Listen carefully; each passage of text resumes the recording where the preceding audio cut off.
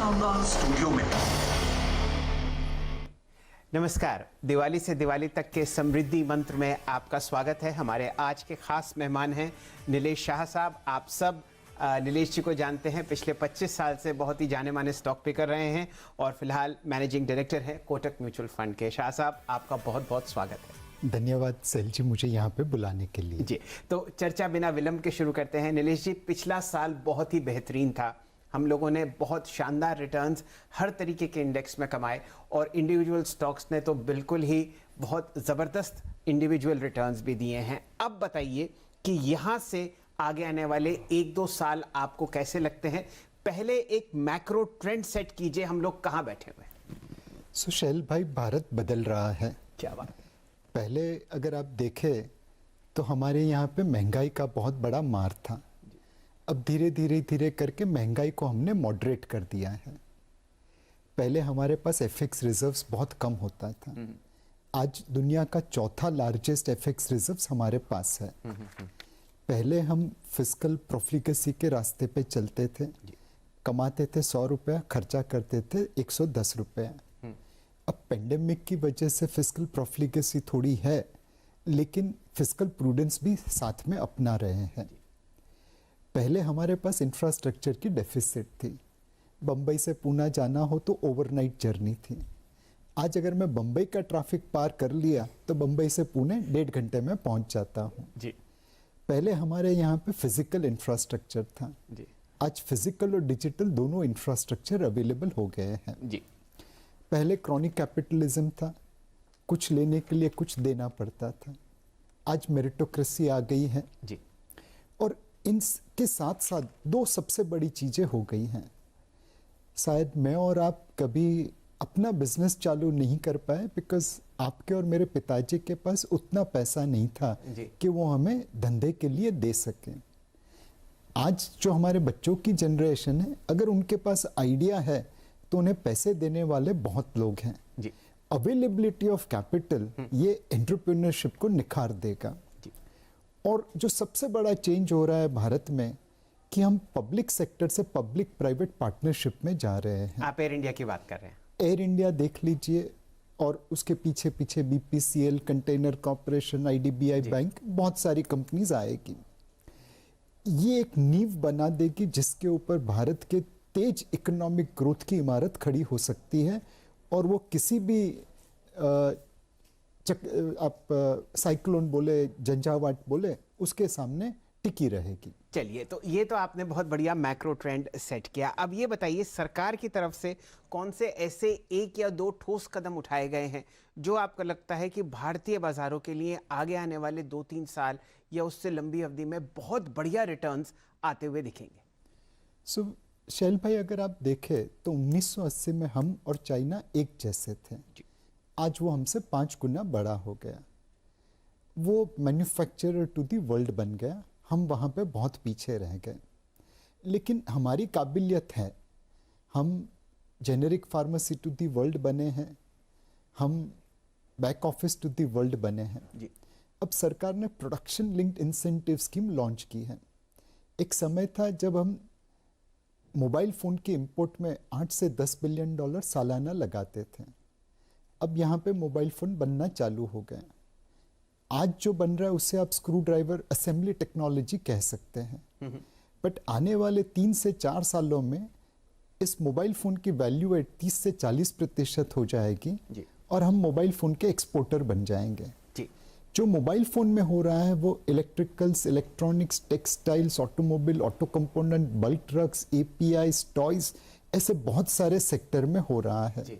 मेरे हिसाब से प्रोडक्शन लिंक्ड इंसेंटिव स्कीम ये एक ऐसा स्कीम है जिससे भारत कुछ सेक्टर्स में मैन्युफैक्चरर टू दी वर्ल्ड बन सकता है और चाइना से जो गैप है उसे नैरो कर देंगे। तो नीलेश जी, आप बहुत ही बढ़िया तरीके से भारत की बैलेंस शीट पढ़ते हैं। फिलहाल हम लोग बहुत ज़बरदस्त कंट्रीब्यूशन सर्विसेज सेक्टर की तरफ से आते हुए देखते हैं जीडीपी में।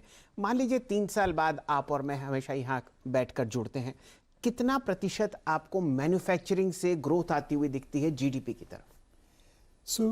अब देखिए, जब सुजुकी ऑटोमोबाइल लेके भारत में आई तो ऐसा नहीं था कि भारत में ऑटोमोबाइल नहीं बन रहे थे जी। इनफैक्ट हम पहले एशियाई देश थे जहाँ पे ऑटोमोबाइल बनना चालू हुआ था।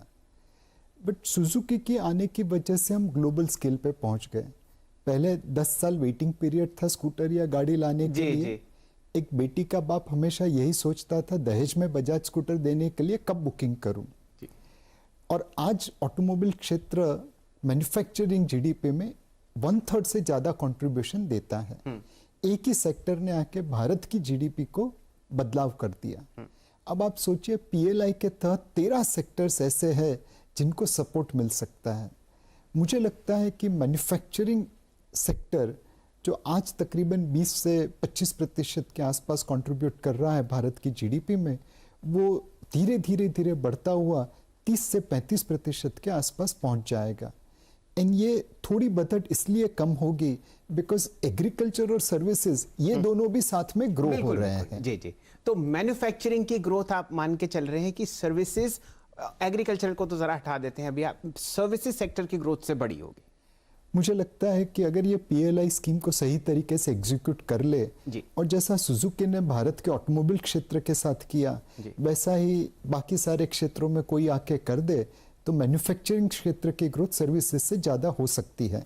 वो अगले साल से नहीं होगी, वो पक्का है, बट उस डायरेक्शन में हम धीरे धीरे आगे बढ़ जाएंगे। जी चलिए, तो ये तो बात पूरे मैक्रो ट्रेंड्स की हो गई। नीलेश जी, पिछली 2 दिवाली में जब आप हमसे पहले जुड़े थे, आपने ये कहा था कि केमिकल स्पेस एक ऐसा है जहां पर भारतवर्ष अभी 1% ग्लोबल मार्केट्स का कंट्रीब्यूट करता है।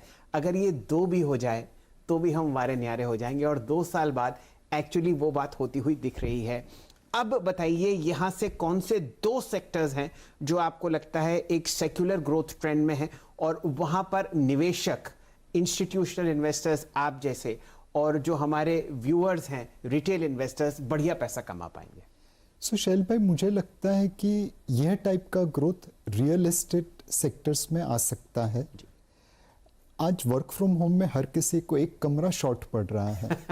मैं 4 बेडरूम के फ्लैट में रहता हूं, मुझे 5वां बेडरूम चाहिए। हाउसिंग लोन के ऊपर ब्याज की दरें कोटक बैंक की 6.5% में देता है जी। House prices most of the part of India में तकरीबन पिछले 5-7 सालों से स्टेबल रही है या नीचे आई है जी। तो अफोर्डेबिलिटी बढ़ गई है। और सबसे बड़ा जो चेंज हुआ है रियल एस्टेट सेक्टर में कि रेरा की वजह से कंज्यूमर और डेवलपर इंटरेस्ट सेम हो गए हैं जी। और अब बड़ी बड़ी दिग्गज ग्रुप की कंपनियां रियल एस्टेट सेक्टर में आ रही है। तो मुझे लगता है कि रियल एस्टेट सेक्टर जो किसी जमाने में भारत की जीडीपी में तकरीबन लो डबल डिजिट कंट्रीब्यूट करता था और आज हाई सिंगल डिजिट पे पहुंचा है, वो यहां से यू टर्न मार के लो डबल डिजिट पे वापस पहुंच जाएगा।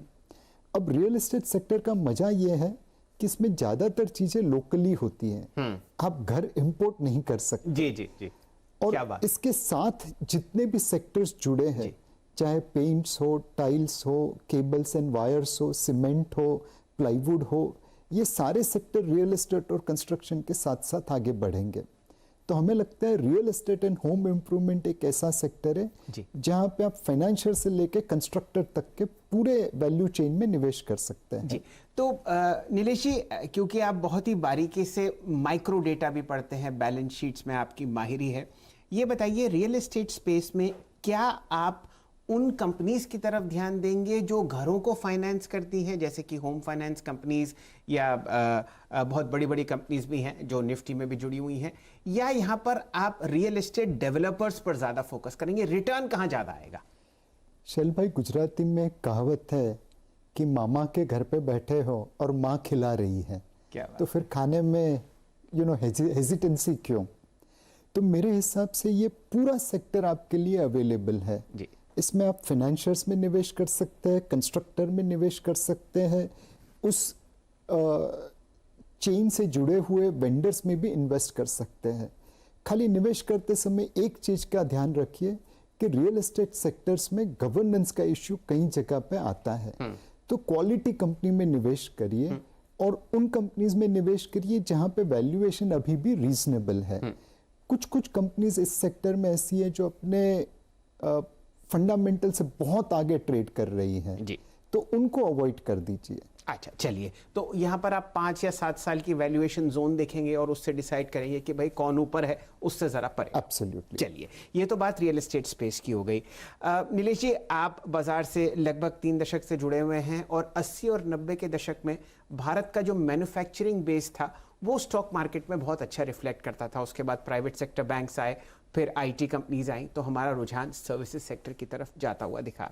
अब हम एक ऐसे पायदान पर खड़े हुए हैं जब एक इंडस्ट्रियल साइकिल आपको बढ़ती हुई दिख रही है, नए नए प्लांट्स अनाउंस हो रहे हैं। क्या ये भी अगले 2-3 साल के लिए ट्रेंड रहेगा कि उन कंपनीज की तरफ ध्यान दिया जाए जो ओल्ड इकोनॉमी थी? डेफिनेटली शैल भाई, ये जो इंडस्ट्रियल रिलेटेड कंपनीज थी, उन्होंने पिछले 5-6 सालों में तो बहुत ही कठिन परिस्थिति का सामना किया।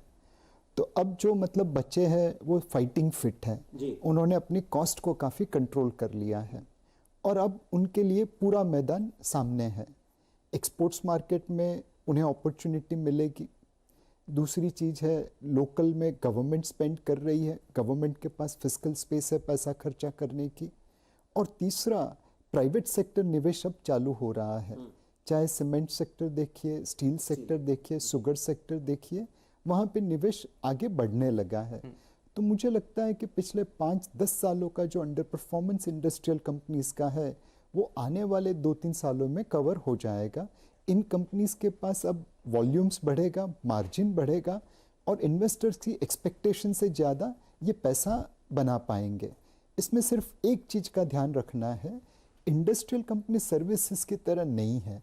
वहाँ पे रिजल्ट्स सेक्युलर लीनियर नहीं आते, वो लंपी आते हैं। तो आपको वो लंपीनेस का ध्यान रखना पड़ेगा। जी, चलिए, तो ये तो 2 सेक्टर्स आपने अगले 2 या 3 साल के लिए हमारे दर्शकों को बताए, रियल एस्टेट एंसिलरीज और उनकी जितना भी फाइनेंसिंग आर्म है, और इंडस्ट्रियल स्पेस जहां पर हम लोग बहुत फेरबदल आते हुए देख रहे हैं। नीलेश जी, सिर्फ और सिर्फ अगर निफ्टी को देखें तो हम लोगों ने पिछले 18 महीने में 8,000 से निफ्टी 18,000 तक जाते हुए देखा। अगले 2 साल में कौन कौन सी ऐसी चीज़ें हैं जो आपको बाजार में होती हुई दिख रही हैं? इतने बढ़िया रिटर्न दिलवा दीजिए अगले साल, तो फिर वारे न्यारे हो जाएंगे। मेरे हिसाब से शैल भाई, जो रिटर्न हमने पिछले 18 महीनों में देखा वो आने वाले 36 महीनों में भी शायद नहीं मिलेगा। 8,000 से 18,000 की जर्नी एक चीप मार्केट से फेयर वैल्यू मार्केट में हुई। अब मार्केट अपनी फेयर वैल्यू के आसपास पहुंच चुका है।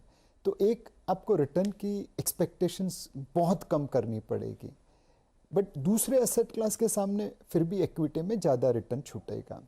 दूसरा, आपको वॉलेटिलिटी के लिए प्रिपेयर होना पड़ेगा। कुछ हद तक आप ये कह सकते हैं कि पिछले 18 महीने की बैटिंग पिच थी भारत की पिच की तरह, जहाँ पे आप आसानी से रन बना सकते थे। अब आप बॉलिंग पिच पे जा रहे हैं, यहाँ पे बॉल टर्न होगी या स्किड होगी या शूट होगी, एंड आपको संभल के खेलना पड़ेगा। सो रिटर्न की एक्सपेक्टेशन कम कर दीजिए और वॉलेटिलिटी की एक्सपेक्टेशन बढ़ा दीजिए and be ready for the next 36 months market. अच्छा, चलिए, ये बात भी बिल्कुल पक्की हुई कि 80% रिटर्न नहीं आ रहा। चलिए, कोई बात नहीं। अब ये बताइए नीलेश जी, बाजार को 2 हिस्सों में बांटिए। हमारे देश का जो सबसे बड़ा इंडेक्स है वो है NSE 500, और वहाँ पर अनेक तरीके की कंपनीज हैं, बहुत अच्छी, जहाँ पर आपको प्रोफेशनल मैनेजमेंट्स दिखते हैं, बहुत अच्छे, जहाँ पर फ्लोट्स बहुत अच्छे हैं, विदेशी निवेशक आके निवेश करते हैं, आपके फंड्स वहाँ पर स्टेक लेते हैं, रिटेल इन्वेस्टर्स भी जुड़ते हैं। कोई ऐसे 2 हिस्सों में आप इस NSE 500 को बांटना चाहते हो जहाँ एक जगह लाल झंडी हो और एक जगह हरी झंडी? यस शैल भाई, आज मार्केट में कुछ ऐसी जगह है जहाँ पर लाल झंडी दिख रही है जी। कुछ स्टॉक ऐसे हैं जहाँ पे बिजनेस बहुत अच्छा है, उनके बिजनेस से, मैनेजमेंट से कोई शिकायत नहीं, बट बिकॉज उनका फ्लोटिंग स्टॉक बहुत कम है और वो फ्लोटिंग स्टॉक कुछ कॉन्सेंट्रेटेड हाथ में है, तो उन्होंने कुछ भी भाव छाप दिया है। उस वैल्यूएशन पे अगर आप पीछे देखें तो बहुत अच्छा रिटर्न दिखता है, आगे देखे तो मुझे नहीं लगता कि इन स्टॉक्स में आने वाले 1.5-2 सालों में कुछ रिटर्न बनेगा। दूसरी, एंड ये हर बुल मार्केट में हमने देखा है कि कुछ पेनी स्टॉक्स होते हैं जिसमें न बिजनेस होता है न कोई फंडामेंटल्स होते हैं, बट दाम आसमान को छू जाते हैं। और अब ये सोशल मीडिया का ज़माना है, तो लोग खरीद के फिर 20 लोगों को पहुंचा देते हैं कि इसमें ये हो रहा है वो हो रहा जी। है, लोग उसमें कूद पड़ रहे हैं। तो NSE 500 में तो ये टाइप की बगैर फंडामेंटल की कंपनीज बहुत कम है, बट बिलो 500 प्रोबेबली 25 से 30% मार्केट ऐसा है जहाँ पे बिजनेस फंडामेंटल यहाँ पे है और वैल्यूएशन वहाँ पे है। जी। तो ये मार्केट में इस रेड जोन में आप ट्रेडिंग करना है तो करिए, बट निवेश तो पक्का मत करिए, बिल्कुल। इसमें रिटर्न नहीं बनेगा। ये माइनफील्ड छोड़ दीजिए, तो पूरी मार्केट में आपके पास ऐसे बहुत सारे क्वालिटी स्टॉक्स हैं जिसमें निवेश करके अच्छा पैसा बन सकता है। तो शाह साहब ऐसा करते हैं, यहाँ पर लेते हैं एक छोटा सा ब्रेक, और ब्रेक के बाद इसी चर्चा पर हम लोग जुड़ेंगे कि ये जो क्वालिटी कंपनीज हैं उसमें क्या क्या निवेश लायक है।